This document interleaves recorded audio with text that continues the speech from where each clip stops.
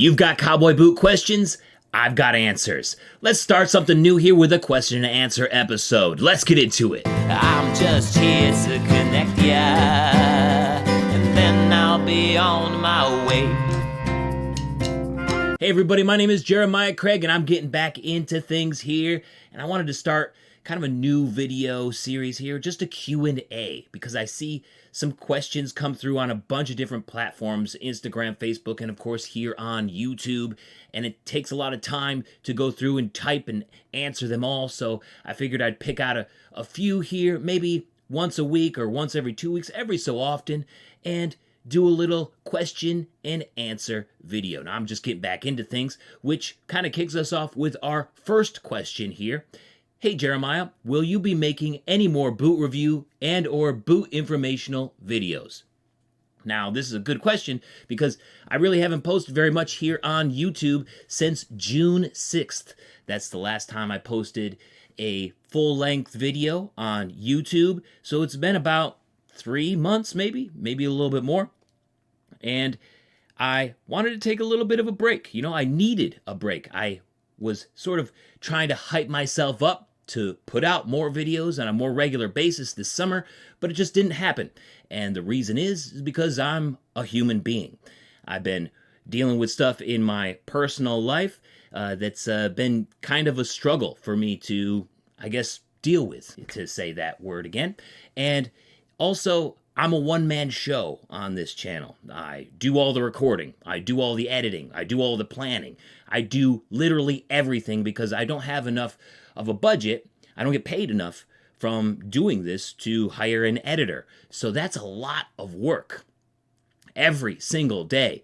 I mean, I've been doing cowboy boot videos for 4 or 5 years now and been putting in 60 to 80 hours a week. And that could take a toll on a person, as you can imagine. So I just haven't felt it. I haven't been wanting to express myself creatively this summer by making videos, which I hope you understand. And I feel like I've sort of come back to myself a little bit after taking a little bit of time off. And I look forward to making more videos and posting them here on a regular basis. I'm ready. So let's get back into it. So that was a good question, and I've had that question from several folks, and I appreciate your questions and comments, wondering if I'm okay. I am okay. I'm getting back into it, been struggling with some things, but working through it, and I'm ready to get back at regular videos here on YouTube. Let's get to another question that there's been a lot of questions and comments on this one. When will there be video about your custom boot making trip to Montana? And of course, that's in regards to this boot right here that I made. I went to boot school out in Dillon, Montana at Schwartz Custom Boot School and made these boots over 2 weeks there in a boot school. And during that process, I recorded everything on 3 or 4 different cameras, if you also include my phone. So I have 1.5 terabytes. 1.5 terabytes of footage, content over 11 days, 14 days, and it's a lot to go through. I also have never made a video on that scale with that much content. So I'm trying to figure out the process that someone goes through making a video that big with that much content. This is like the type of videos, documentary style videos that are made by Hollywood or, you know, professional production studios. And I just don't have the capacity to do all of that and turn it around in just a couple of months. So I've done some research on how these videos are made, and now it's time to outline it. So it's going to be quite a bit of time before I actually have any video to share with you guys about that. Now, some of you might be like, well, you could just share little things here and there and here and there. I could, but then that sort of keeps me from releasing other types of content by scrubbing through 1.5 terabytes just to get something out. It doesn't seem like a worthwhile, use of my time. I would rather scrub through it all, make the big video, and then go back through, because I've already gone through all the video and I have it organized. That will make it much more efficient for me to then go back through and parse out little pieces here and there. So it's going to be some time before you see any video about the custom cowboy boots that I made at Schwartz Custom Boots in Dillon, Montana. So please just be patient, because it is a huge project, something that I've never done before. I'm looking forward to exploring that and experimenting with a new style, but it will take some time to get some of that content out. I appreciate that all of you guys are so excited to see it, and I'm really excited to share it with you. I just want it to be as exciting as you are excited to see it, right? So that's what I'm looking forward to making, and we'll see how that comes out. It will be quite a bit of time, though, before you see anything. Maybe November, December, or into 2025. So we'll have to see how that goes. But I'm not going to pressure myself or try to push myself too hard to get something out, because I want it to be good. You know what I mean? All right, let's keep on going here with some more questions that have to do with actual boots and less about me. I found this question to be super interesting. It came through on YouTube, I think. The question is, why does Lucchese not do a leather liner to hide the seam for more comfort? Other companies, like Tecovas and Chisos, do at a much cheaper price point.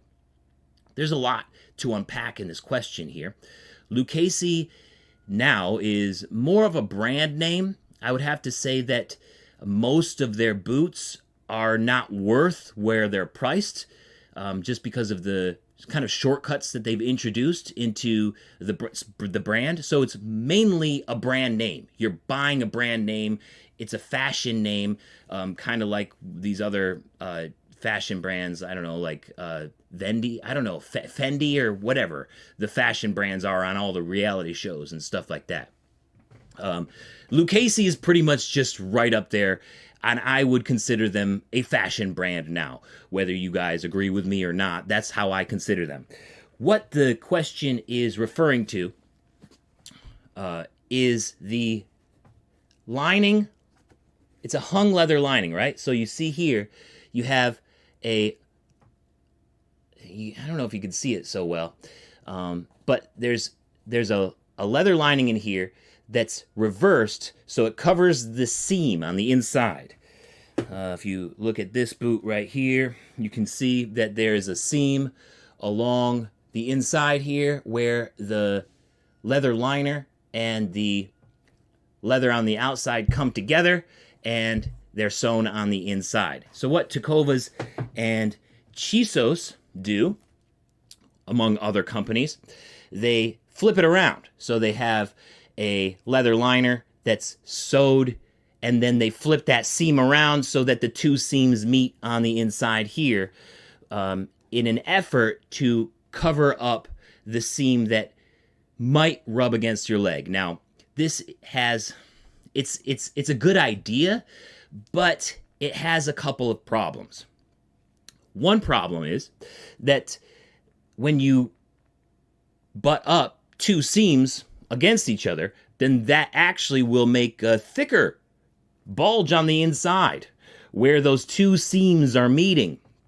So some people will even have a worse problem with a hung leather lining to cover up this seam in here than if the company didn't do it, right? And they just had the seam shown, right? If it's just right out there, because you have, if you can imagine, two seams facing each other will create a wider bulge than if there was just one seam and they just sewed it on the inside and showed it.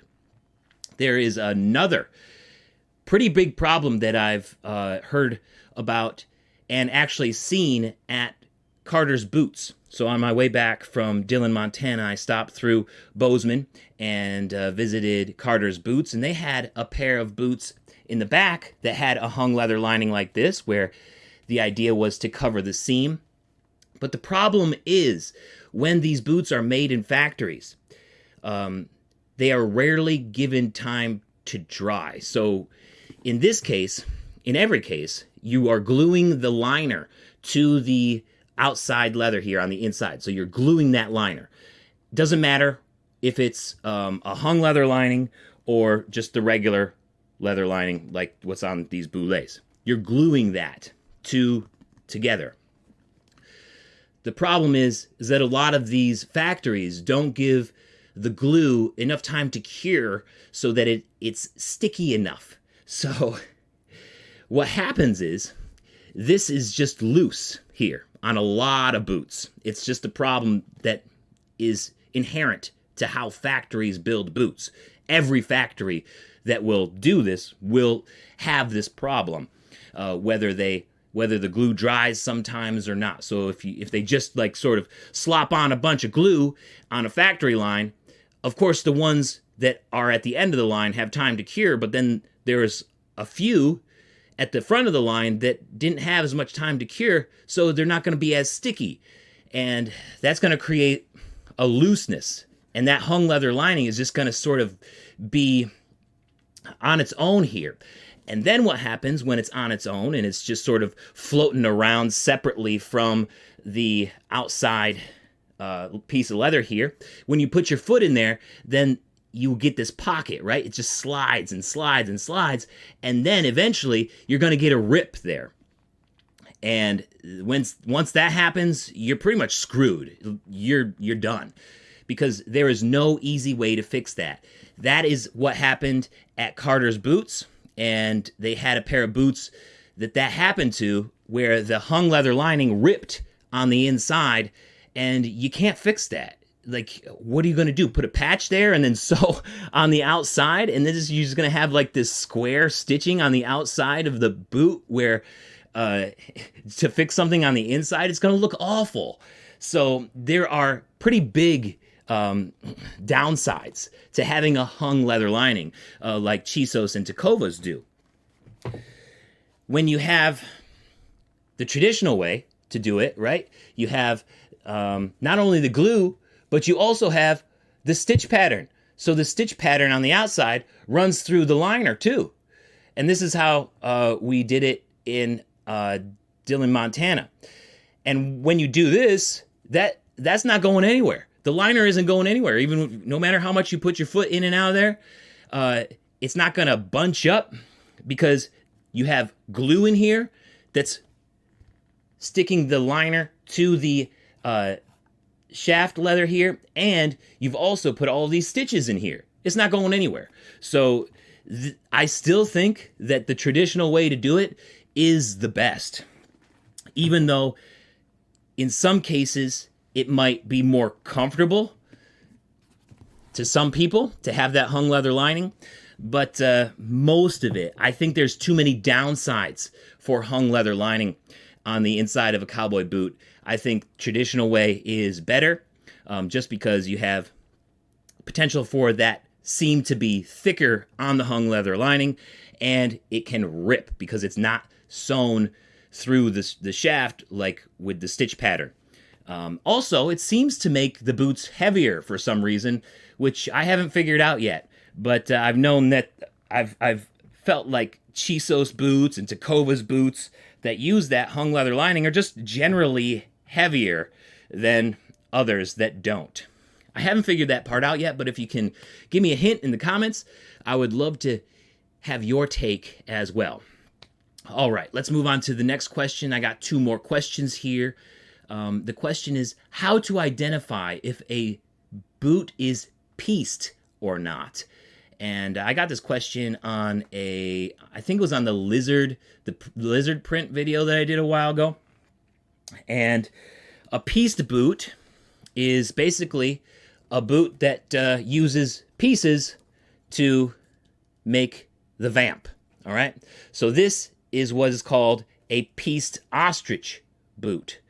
It's actually pieces. So you have a smooth ostrich on the side. You can see one piece here, one piece on the wingtip, and another piece here. You can see where it's sewn, right? So that's how you can tell if a boot is pieced or not, is if it's sewn and has different pieces to make up the whole vamp, right? So this is actually called a pieced ostrich boot, but just because it's a pieced ostrich boot doesn't mean that other boots aren't pieced too. That's just what they call that one, because they just use different pieces of ostrich scrap, basically, to make another boot. It's a great use, and it looks really cool. But sometimes you just have to piece a boot because there's not enough leather. Like, for example, on an ostrich leg. There's not enough leather on an ostrich leg to go all the way around a boot if you're a bigger size, right? So this is a size 11 boot, and as you can see, you have a stitch here and here. So this is one piece, this is one piece, and this is one piece. So that is pieced, right? When you can't get enough leather to wrap around the entire foot. Another kind of boot that is very frequently pieced are snakeskins.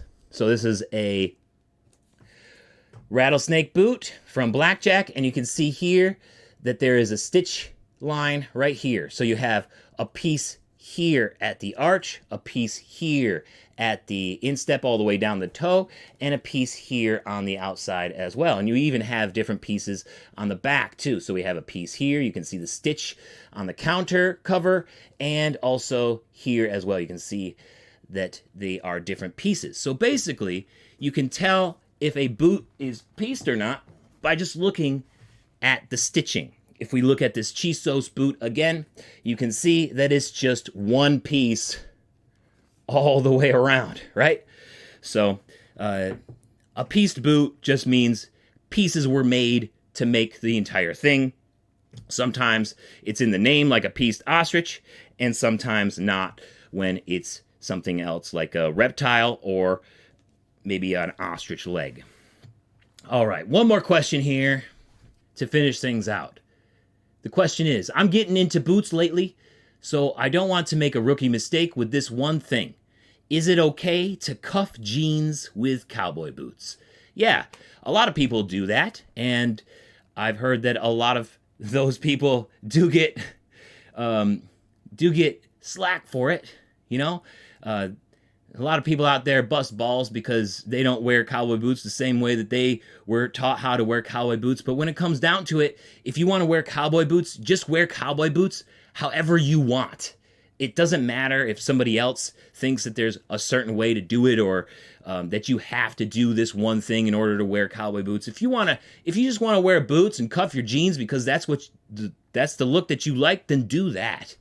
It doesn't matter what anybody else thinks. The only thing that matters is that you're happy with the way that the boots look and how the jeans are that you're wearing them. So if you're comfortable with cuffed jeans and cowboy boots, do that. If anybody gives you any shit for it, whatever. That's just another reason to give you shit for one thing or another. So if they're not going to give you shit for that, they're going to give you shit for something else. So I say fuck it and just do whatever you want. That's the Q&A that I got today. If you guys got any more questions, let me know in the comments on Instagram, on Facebook, like wherever you put the questions. I can't get to them all. I really appreciate that you guys are commenting with questions and stuff. There's just a lot. Even the past few months when I haven't been really putting up any content, there's been a lot of questions, and it's tough to keep up with them all. So I really appreciate it, though, and I hope to do more of this and hopefully answer your questions in a way that's really helpful to everybody else too. So let me know what you think of this format. I look forward to publishing a lot more here in the coming months. Love you guys so much. If this is your first time here, please subscribe, and I will catch you guys next time. Peace. Have a good one. I appreciate your questions. Thanks for watching videos, and thanks for your attention, no matter where I go. Why don't you check out this boot video up here, or we got a music video down here I think you might enjoy. Don't forget to subscribe up here, and I will catch you next time. Love you guys so much. Peace.